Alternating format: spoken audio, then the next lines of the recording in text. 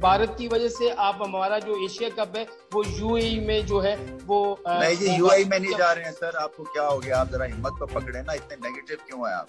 भारत की वजह से हर चीज नहीं होती है भाई साहब, कुछ हम भी हैं, डोंट वरी।